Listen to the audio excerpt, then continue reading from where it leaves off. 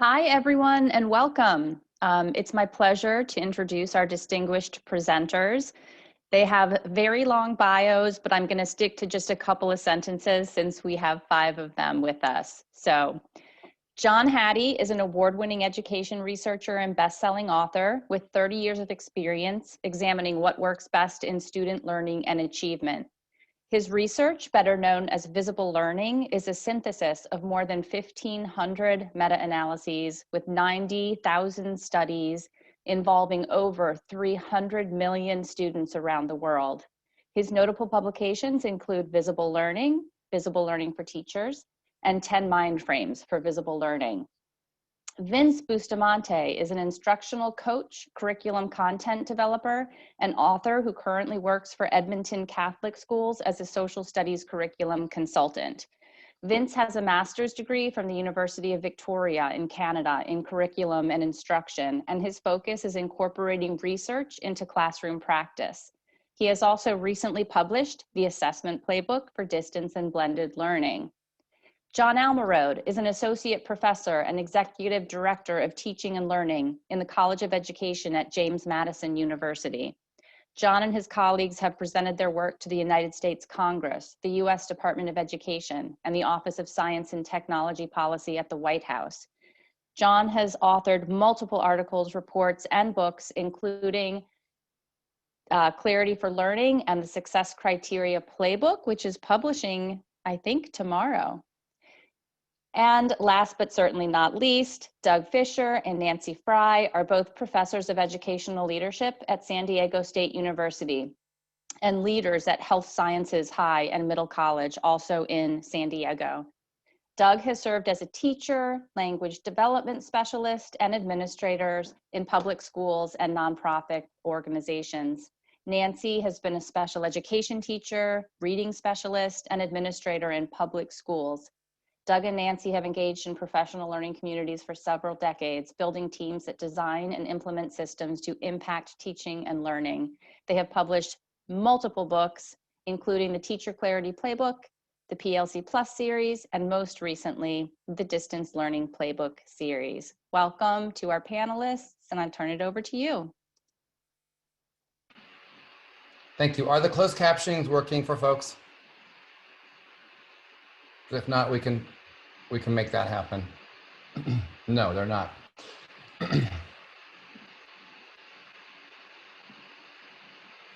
Jeff. Yes. Can I share my screen so we can have closed captioning come on for people? Sure.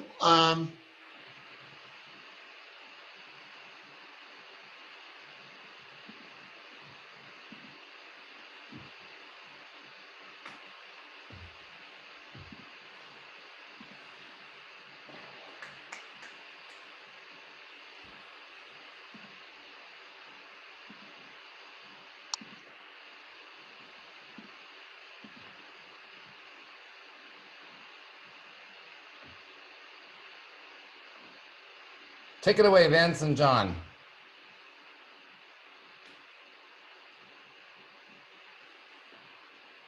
All right, Professor Hattie, I'll turn it over to you to kick us off. All right, thank you, folks.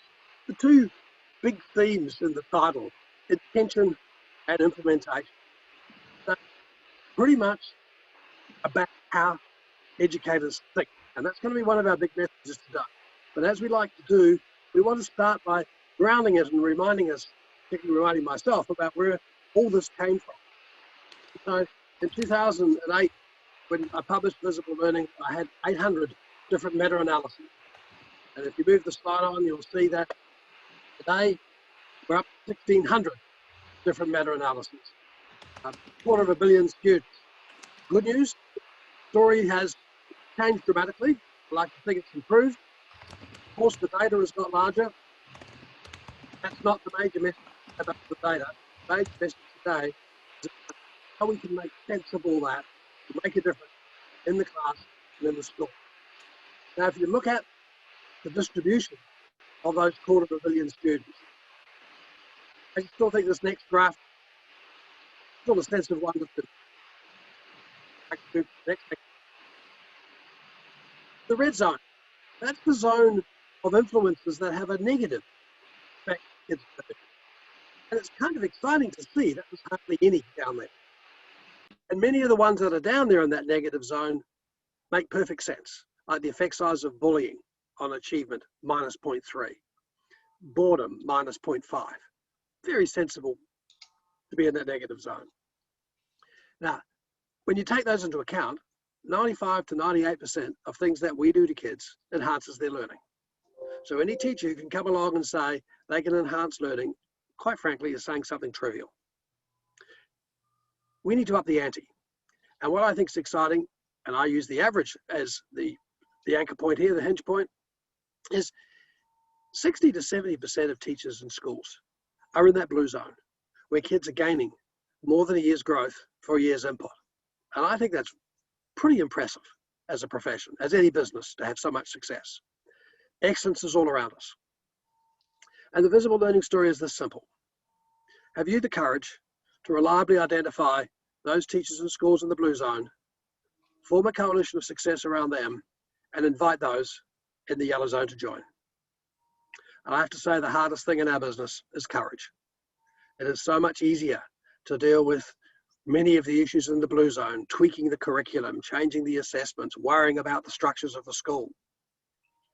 But in the meantime, we have that incredible variance, and it comes back very much to teachers and educators and how they think. Now, if I had to sum up the big ideas, there is the big 7. And if we go to the next slide, these are the big ideas that we want to permeate through today's discussion. It's when teachers work together to evaluate their impact. I just think that's kind of incredible. That, and if you look through all the top 7, it's not about the student. It's not about the topic you teach. It's not about whether the kids are struggling or gifted, socioeconomic status, high or low. It's about us. It's about what we do is the difference. And of course, if we're going to evaluate our impact, it begs the question, what do we mean by impact? What do we mean by a year's growth for a year's input? Are we prepared, for example, to bring along 2 pieces of a child's work, one now and one, say, 3 months later, and have a robust discussion about whether that's 3 months growth? And be careful, sometimes correctly, the work 3 months down the line is not as good as the work at the beginning. But these are the kind of debates we have.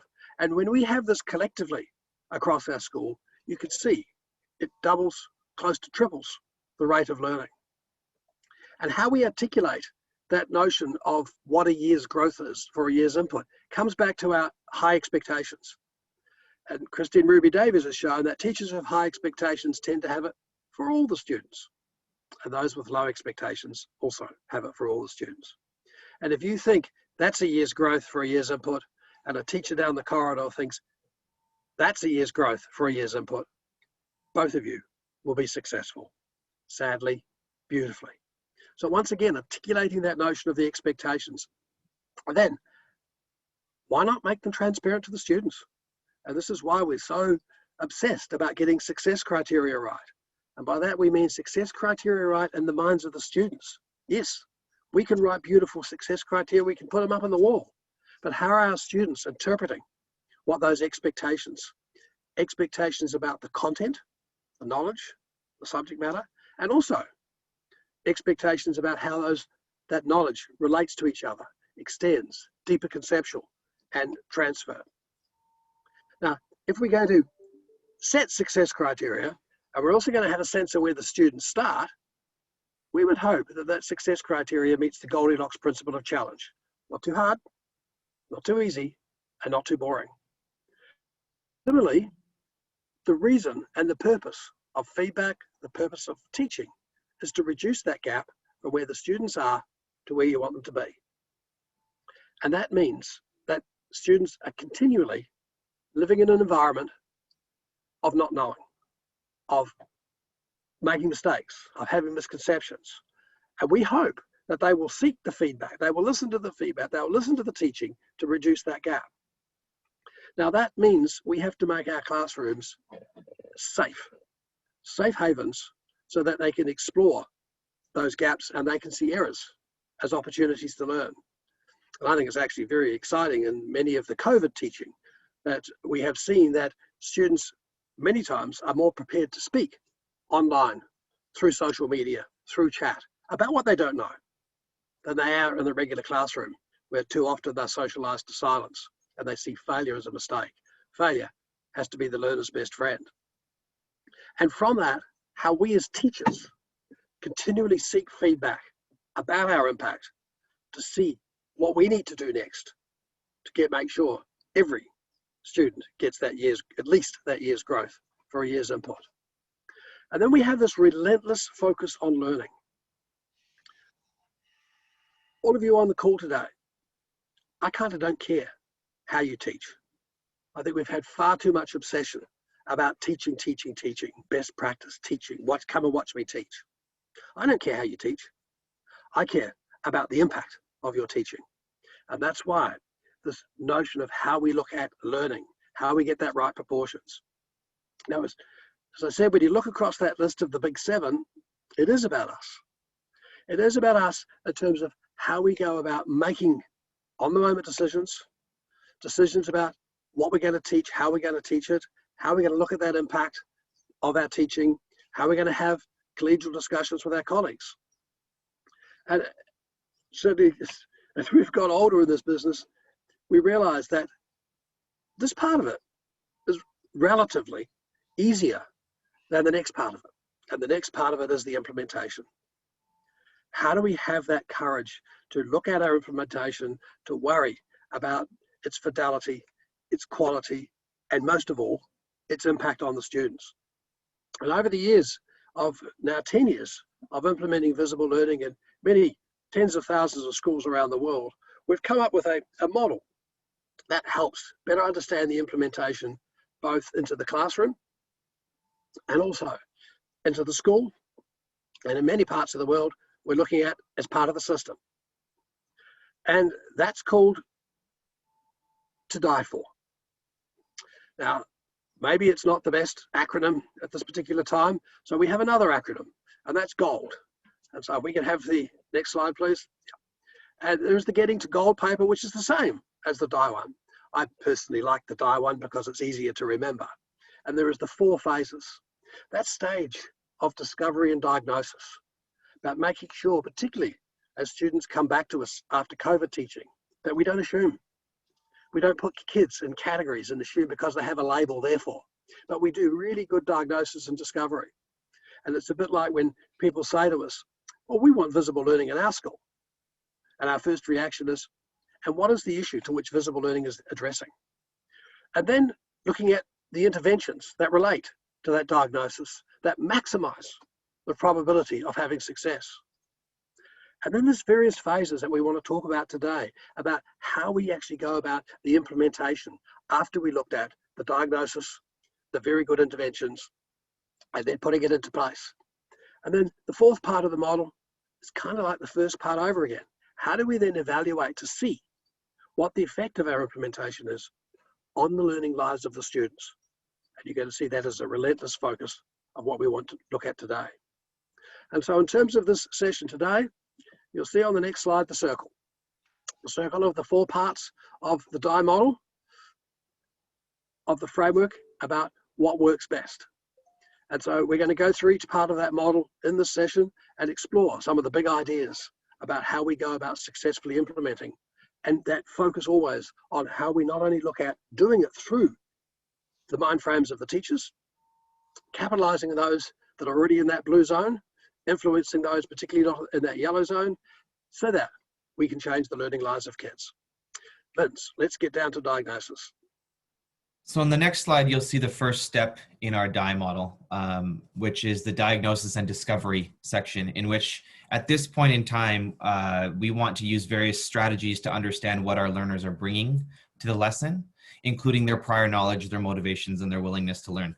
And if you go to the next slide, what you'll see is this diagram in which we challenge teachers to reconsider what they do at the beginning, whether the beginning is when we return to our, similarly what looked like before times, whether we're returning from semester break, whether we have a new cohort of students. Oftentimes our first step is to dive directly into the content. What are students learning? What do I need to get through? What are my assessments, or what's my curriculum look like? And oftentimes we completely negate the learner in the process. And so the first step of diagnosis and discovery is for us to not only analyze the learning expectations in terms of knowing our standards very well, knowing our curriculum, and figuring out what parts of the curriculum are most important for us, but equally important to that is identifying the specific learning dispositions and identifying the students in our class before jumping into teaching them. And we tend to bypass this because we feel like we don't have enough time, and often we that's the big thing that we leverage against, is there's not enough time to do this, or I don't have time to do that, or I'm running out of time, and there's not enough time in the day. And what we would say, and what we would argue, is at the beginning of your teaching, regardless of where that is, at the beginning of the DIIE model, we have to be deliberate in understanding who is in front of us before we get into teaching them, whether that's through initial assessments or through noticing. And so on the next slide, we argue that as important as the what is the who. A critical step to choosing interventions is to determine who is behind the learning, right? Oftentimes we see something online, this new flashy tool, or this new flashy intervention, or something with a really high impact size. And what we want to say is those don't work unless we know who we're using them with, right? It's important for us to be able to discover the unique dispositions our students bring with them, so we can cater the learning to better suit the needs of those students, right? And so when we look at the diagnosis and discovery of our learners, we decided to break it into 3 different avenues. So on the next slide, you'll see if we include various assessment strategies to help us discover prior knowledge that the students bring with them, the skill, the motivations, their will, and their willingness to learn, the thrill, we can then choose our interventions more specifically and implement them with greater impact. And that's kind of the theme of the day, as John had already mentioned, is how can we have a greater impact on our students? The first step for us is to really determine who our students are. And so in this current context, on the next slide, please. In this current context, we also need to be aware of the environment in which our students are learning. We're in a very unique predicament here. And I know there's a lot of you on this webinar coming in from various parts of North America and the world. And regardless of whether we're face-to-face at a distance, online, hybrid, high flex, blended, whatever you want to call it, we must be deliberate in determining what environment our student is learning in. So it's not, we shouldn't be so quick to flush over this notion that who is learning with me. Are the students learning at home with other siblings? Are students learning at home with their parents working beside them? Are students in charge, older students, are they in charge of taking care of their younger students over the course of their learning? These are all considerations that we must take into place as we discover more about our learners. And so to end this on the next slide, what you will see is a graphic from the book. And on the left, we must discover where our learners are in the moment now, relative to where we aim for them to be. And John had already discussed a little bit about success criteria, and we're going to get into that in a second. But it's important for us to understand both. Oftentimes for our learners, the right side of that diagram is missing. We know where they are, they're in midair, but they don't know where they need to land. And that's kind of terrifying for a learner. And so for us, part of the discovery process is for us to be able to ensure that we discover where our learners are now relative to where we aim for them to be at the end of our particular learning experience. And so both sides of that jump have to be apparent to you and the student in order for us to make better decisions in our interventions. And with that, I'll turn it over. So let's talk about interventions. interventions are the things that we love to talk about the most. It's what attracts our attention. It's where we read the effect size for jigsaw is 1.20, or this strategy or so those are the interventions. But it's not knowing that we have interventions. It's not knowing what those interventions are. It's making sure that we know how to adapt them based on the local context. And I'm going to pause for a minute so this isn't lost on any of us, me included.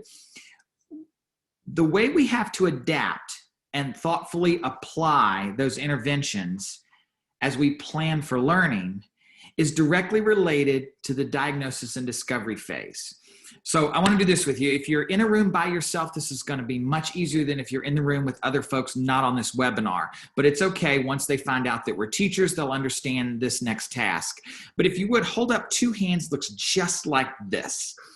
The whole idea, and do this, I'm watching, even if you're able to be around other individuals, I want you to do this. This is what the discovery phase gives us. It tells us where our learners are and where we want them to go through. Formative assessment, pre-assessments, checking for understanding, all of those things. The intervention is what we are going to pick that's going to close that gap. And that's really what the focus of intervention is all about. But it's not just having a collection of interventions. It's knowing how to make those adjustments so that they will indeed close that gap. So interventions, well, we can't just focus on fractions or inferences or concepts of government or the horizon line in art or overhand throwing in physical education. The next graphic walks us through the major components of what an intervention has to involve. It's not just content. It actually has to do with motivation and affect. In other words, the skill and the will and the thrill. There are interventions that the meta-analyses point to that are excellent at closing the gap in skill, that are excellent at closing the gap with thrill, and excellent at closing the gap in will. And so it's taking those interventions and making sure that they are high probability, that they are aligned, and that they are adaptable. What do we mean by adaptable? Well, let's go back to the analogy of stepping over the cliff. One of the things we have to do is move from noticing to acting. And so it's pulling directly from that discovery phase. It's pulling directly from that diagnosis phase and not just gathering pre-assessment data. It's not just checking in on our learners to see where they are now. It's making sense of that data. So in the next slide, we talk about the difference between noticing and acting. Teacher noticing is a major component of this phase. Just because I give an entrance ticket, just because I give a pre-assessment, just because I have data on my learners, well, that's noticing, but I still have to do a couple of other things. One, I have to make sense of what the data tells me, and then that is reflected in where I want to go, and then I have to act. And the actions are the interventions. And so the trick here is I have to choose the right intervention at the right time for the right learning, right where my students are in their progression. And so it's a lot like the next image you see where you're putting a puzzle together. It's fitting this together. It's not knowing the interventions, it's knowing when to use the intervention at the right time for the right students. And when I say right students, I mean where they are in their learning progression. Let me give you a quick example before we hand it off. Jigsaw is one of my favorite examples to use because it has a very high effect size. And so if we get hung up on the effect size, we often might miss the fact that that jigsaw still has to be implemented in a way that makes it work. And it may require some scaffolding. And so as we transition into the next one, I want you to have this image in your head, the idea of scaffolding. When it shows up on your screen, I want you to embed that into your mind because that scaffold is really going to drive our conversation. How do you scaffold that learning? Next slide, please, so that you can then not only implement the intervention, but implement it in such a way so that that learner recognizes that there's an intervention that he or she can use when they're not in your classroom. So let me tie one more thing together before we move. It has to do with the scaffolding. So why do we attend to the gap? Because that's what the data, the story behind the data tells us. We constantly monitor our impact. That's the gap. We constantly make sure success is clear. That's closing the gap. We have to keep in mind the Goldilocks principle so that when we choose our interventions, it's not too hard, not too easy, not too boring. The 7 themes of visible learning play themselves out in that gap. And that's why when you travel, I see some of you from Toronto, Canada. When you get on the train in Toronto, Canada, there's a yellow sign painted right there on the pavement that says "Mind the Gap." That's exactly what we're after. Mind the gap. The interventions give us the highest probability, when adapted, for closing that gap. Nancy, it's our turn. It is. And I want to say too, John, that I so appreciate you talking about intervention in a broader manner, that we're not talking about intervention in terms of, oh, those students that need more specific tier 2 or tier 3 intervention, but rather an understanding that the things that we do, what it is that we teach and how it is that we teach it, are all forms of intervention. Some are more effective and some are less effective. Nancy, I want to comment about this picture on scaffolding. It's making me think about this. You know, nobody wants to live long-term in that place. We want to live on the one over there someday that's finished. And when do we talk about taking the scaffolding down so that students have it, learn it, own it? We spend all this energy on all these scaffolds, but we don't want them to be permanent. We want them to be temporary, like this building. And getting to implementation is important, because if not, we leave the scaffolds metaphorically up for the rest of their life. That implementation level is essential for being able to create the kind of changes that we're looking for. This is about moving from potential, which the Visible Learning Database tells us what's the potential of a variety of influences. It's important that we know what the potential is, and then to move to the level of intention with that potential. Implementation is actually putting that into effect. The high probability implementation of effective intervention to be able to close those gaps that John Almarode just talked about. And if you look at the pathways here, yes, students need to know what they're learning. They need to see some relevance in the learning. But even probably more importantly, and we neglected this here in our own work, do students know what success looks like so that they can self-assess and teach other people? I mean, the ultimate form of this is when students see themselves as teachers and have teach-back opportunities. And then we talk about the dosing. How much dosage needs to happen for those learning experiences? Are they engaging? Are they challenging? Are they authentic? And then Nancy has been talking a lot more about adaptive and compensatory approaches to learning. Yeah, and those adaptive approaches in particular are the, if you will, the zigs and the zags that we take in being able to understand our own impact on our learners and then be able to make those changes along the way. It's being responsive in terms of our teaching. But then we layer onto that those compensatory approaches. And those compensatory approaches are in particular the kinds of, and I'll use the word intervention again, but perhaps in ways that we more commonly think about them, the more specialized intervention and support that we're doing. And yes, I love Emily and others making that connection that those adaptive approaches are best supported by those universal design principles, and they allow for those compensatory approaches that we need to support students who need a bit more of something, need more specialized supports. They allow that to be able to happen. And as you're seeing in the chat, it's the gradual release of responsibility, not the sudden release of responsibility.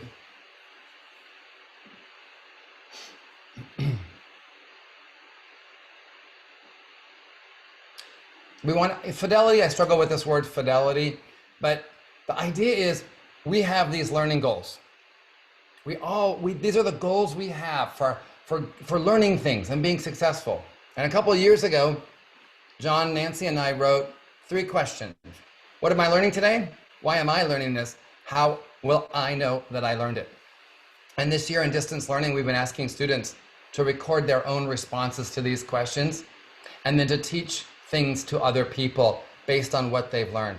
These questions drive the learning.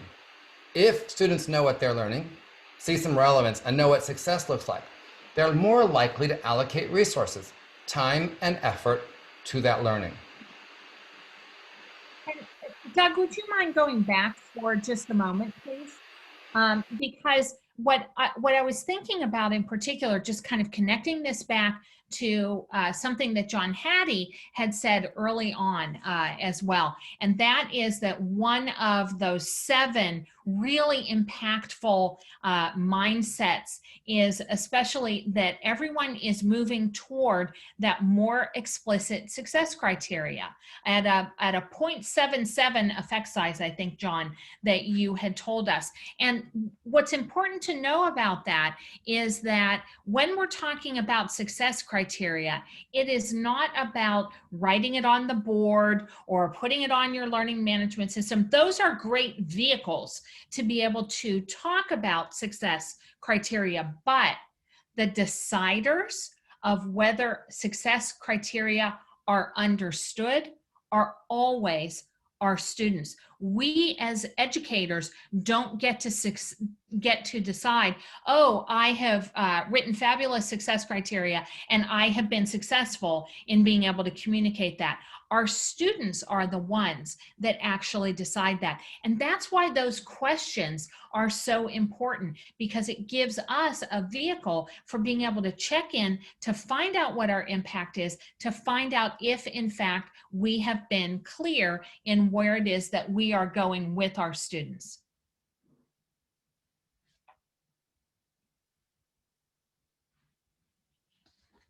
And that environment for implementation is just as important. Many of you made reference to this earlier in the chat as well. We can't only be considering what those instructional moves are, what kind of curriculum we're using, and so on. We have to think about the social and emotional environment, especially as it relates to how it is that students and teachers perceive and understand that relationship. We know that teacher-student relationships that are positive have the potential for an accelerating effect. They can get in the way of what is otherwise sound instruction if they are lacking in one way or another.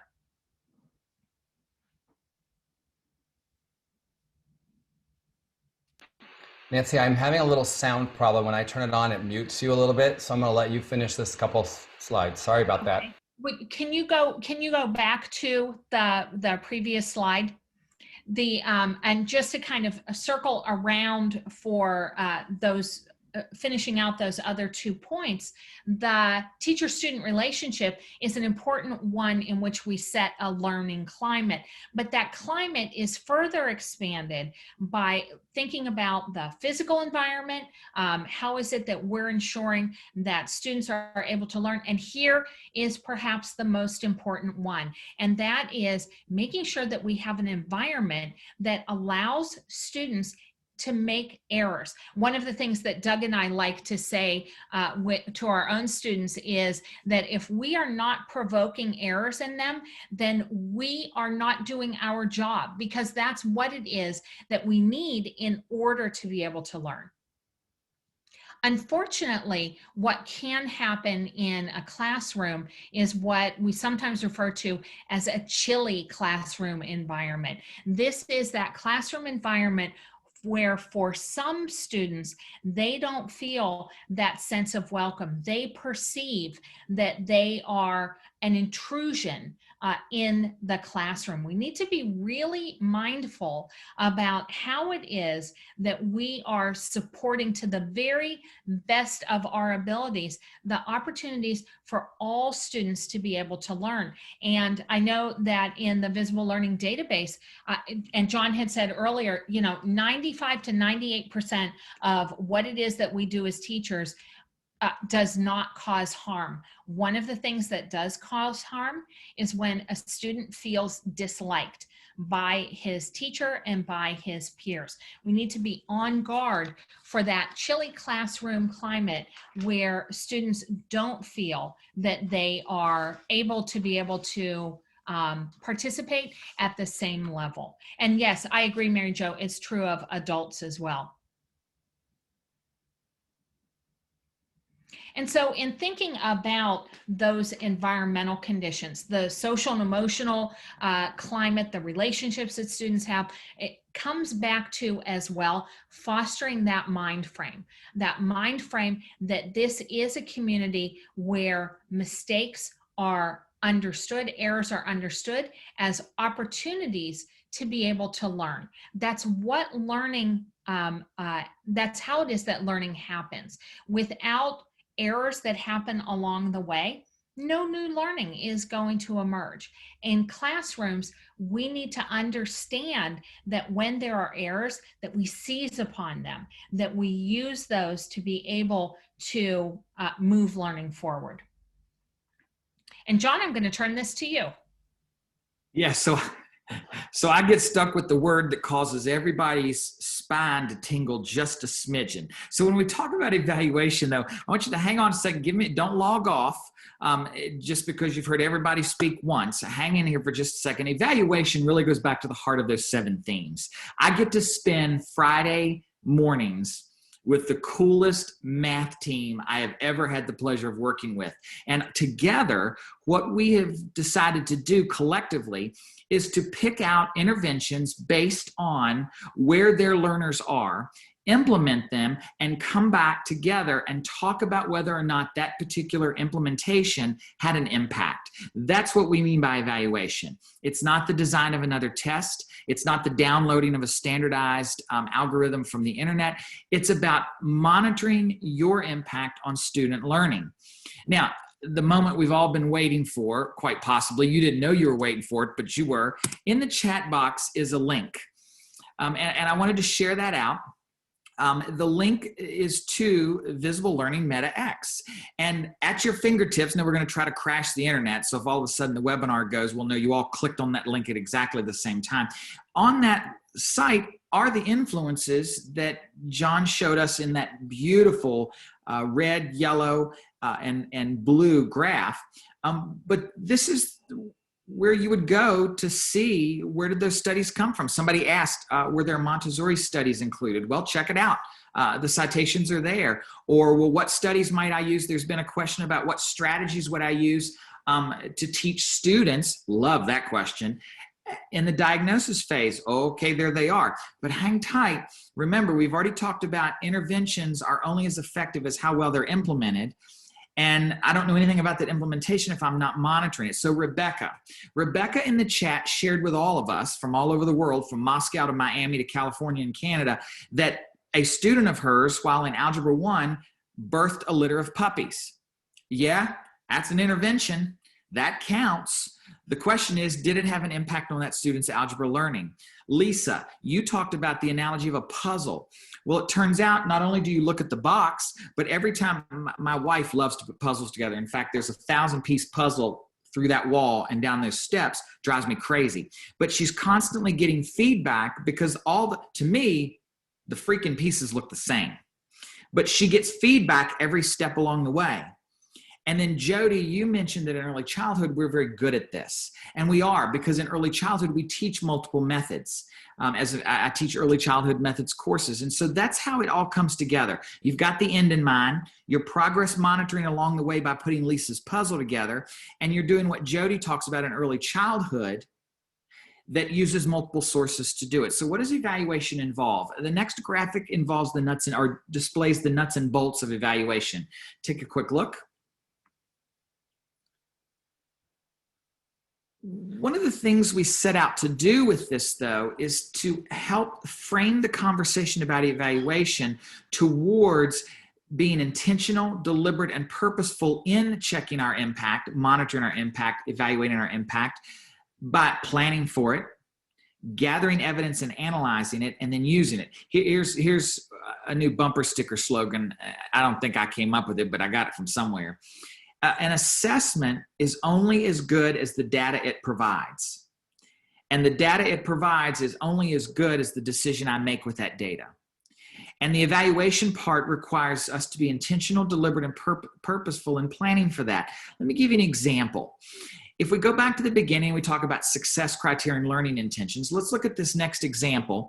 You'll see in this slide that there's a success criteria there on the left.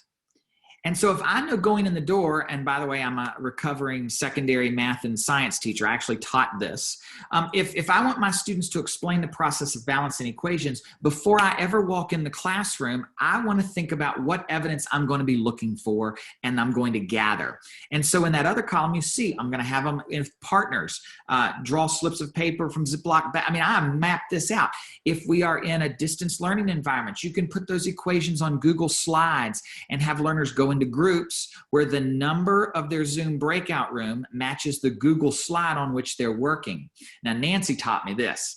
Then you can tell the learners if you have trouble, if you're struggling, if the chemical equations have caused you to go foggy, you can change the background of your slide to red. And then as the teacher, as I'm watching this, I know you need support. The trick though is that I planned to gather evidence about your learning through that specific strategy. Let's give a literacy example. In the next slide, we take a shift over to an English language arts classroom. If I want my students to organize their ideas and information and present it to others, then what pieces of evidence am I going to be looking for? Now, the cool part is I can collect this through a Google Doc. I can collect this through an exit ticket, a Google form. I can even walk into or join a breakout room and listen to the conversation with a checklist of my I can statements, seeing where learners are in that progression. Evaluate doesn't mean a standardized test, and it doesn't mean that I have to grade everything. Remember, there is a striking difference between assessment and feedback and the assigning of a grade. The evaluation piece has one focus in mind. Did I have an impact? Did the interventions and the implementation that Nancy and Doug just talked about have an impact on student learning? If it did, let's keep rolling. If it didn't, let's go back and make some adjustments. And that's the focus of this particular part. And so on the next slide, you'll just see an example from the science example of gathering evidence, and a template or something you could use, whether you wanted to put this in a slide, in a doc, if you wanted to have it on a clipboard whenever we get back to face-to-face. But I wanted to address Ola's question from the chat, which said, are there times where students can do this themselves? 100%. When we develop the awareness of evaluation in our students and involve them actively from the planning stage, the diagnosis stage, all the way through to the gathering of evidence stage, this could also become a self-assessment. What did I observe myself doing? What did I say today? What did I write down that relates to the ability to process balancing equations? Maybe we turn this eventually into a peer assessment, but involving students in gathering evidence will naturally increase not only their curiosity around learning, but will also increase their ability to process and understand what's happening in their class more specifically. So this is our science example. And similarly, on the next slide, we have our literacy example, right? Oh, sorry, one back. On this slide is our literacy example. And it's no different. But what we want to be doing now as we're planning to gather evidence and as we are gathering evidence are to consider what we're gathering evidence for. Are we gathering evidence about the skill? Are we gathering evidence about the will? Or are we gathering evidence about the thrill of learning? And so this next slide now, thank you, Doug, are some questions for consideration. So have a look at the slide. And here are some things that we can consider as we are preparing to evaluate our impact when it comes to evaluating skill. So does the learner see relationships between different concepts, skills, and content? Does the learner, or is the learner able to apply ideas to different contexts? These are just ideas, or these are just questions for consideration as we move through our gathering of evidence. And lately, as I've been working more with assessment, specifically assessment at a distance, we're trying to change the identity of the teacher in the sense that we shouldn't see ourselves as the final kind of judge approach to grades. We should be gathering evidence and the students should be involved in the process so we become the validators of their learning. So we're not specifically making a stark judgment, but rather validating what the student knows about themselves. And so I'll turn it back to John to talk about will and thrill. Sorry, Thank you. I was muted and you missed the best part of this. So one of the things I want to address in the chat box before I take care of will and thrill is that someone asked about parents and grading. This is a tough one. And so while we want families to engage with students around learning, and I'm going to do this very quickly and move on. I just couldn't leave it alone. One of the things is disguise it. And I don't mean to be manipulative, and I don't mean to be subversive in our approach, but rather than asking parents to document evidence of learning, make them part of the experience. So for example, one of my tasks with my 2 children was to help them align themselves in front of the camera on their Chromebooks and record Jackson teaching something back to Miss Anderson, or Tessa teaching something back to Miss Lavanovich. I was not collecting the data. I was there supporting my child as they collected the data. This works in a Boys and Girls Club, a YMCA, with an aunt, an uncle, a grandparent, a cousin. But rather than say, here, I need you to collect data about this child's learning, build them in as part of the process, and that may dispel some of that challenge. The same thing happens with will and thrill. How do we provide language to parents or families or guardians or pastors or aunts or uncles?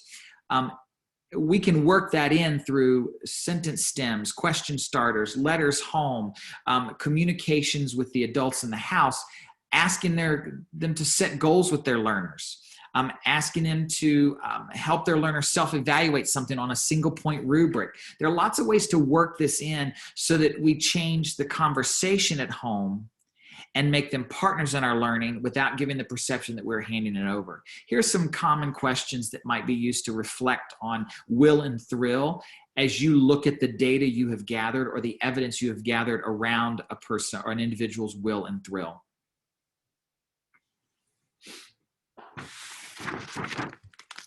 And that takes us back to the whole process all over again, because what I find out in evaluation takes me all the way back and gives me information that has led to discovery about where to next.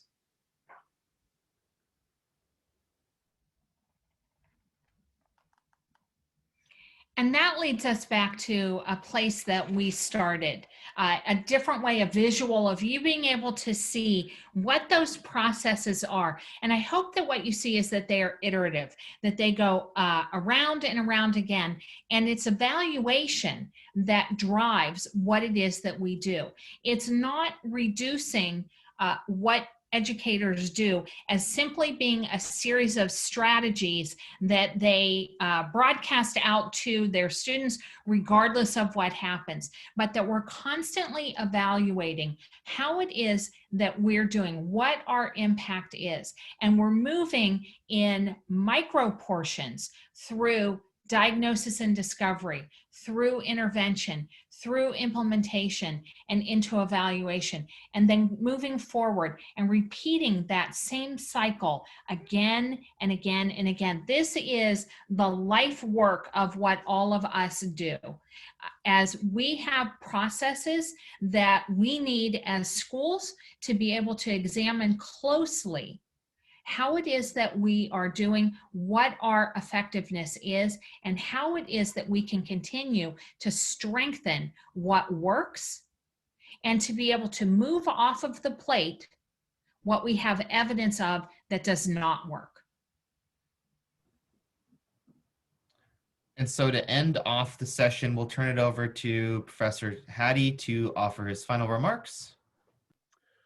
Thanks, guys. Look, I want to go back to a comment Joy made in the chat room about it seems obvious that if it's not working the first time, you don't repeat what you do. And ask how many times do we actually do that in our classroom and our staff room? Do we keep persisting with an idea that's not having great impact on kids, but we do it because we like it? And that goes to the heart of what we're looking at here, that agility, that mind frame that all the time, we're asking that evaluation question. We're asking that evaluative mindset about Is it having an impact on kids? What do we mean by that impact? How can we do that and have that conversation with our colleagues to make sure we've got those high expectations? And certainly when we started all this, there's no problem with educators coming up with interventions. We are full of them. The problem is aligning them, which is why we have the DIIE model, making sure we get that diagnosis. And as John Almarode pointed out, the evaluation part is kind of the diagnosis that you did at the beginning, at the end again. So that's that part of it. And then interventions, plenty of those. But the implementation that we talked about, how do we make sure that we have fidelity? So often when I've seen schools implement policies, they implement them and they adapt them so they look like what was happening before you even started. Now, what we should have done in that circumstance is to spend more time listening to how teachers think about their teaching and their theory of teaching, because we all have very strong theories of teaching. But then aligning it and saying, well, you have those theories of teaching, but let's look at it in terms of the impact it's having on kids. And right through the chat, there was a continual harking back to the qualities of relationships between students, between teachers, between students and students, and obviously between teachers and school leaders and systems. That's the bread and butter. But remember, they are just the bank to draw upon, to really ask those hard questions, to remove that scaffolding at the right time, to give kids that sense of responsibility and ownership of their own learning so they can make the judgments about progress, and they can also go through these various phases.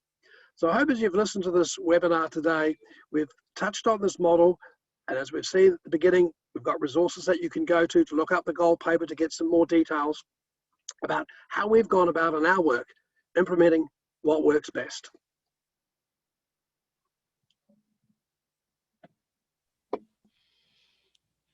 All right, thank you so much, John, and I'll just close this out here. So thank you to, all of our amazing presenters, and thank you to everyone who's joined us and participated today.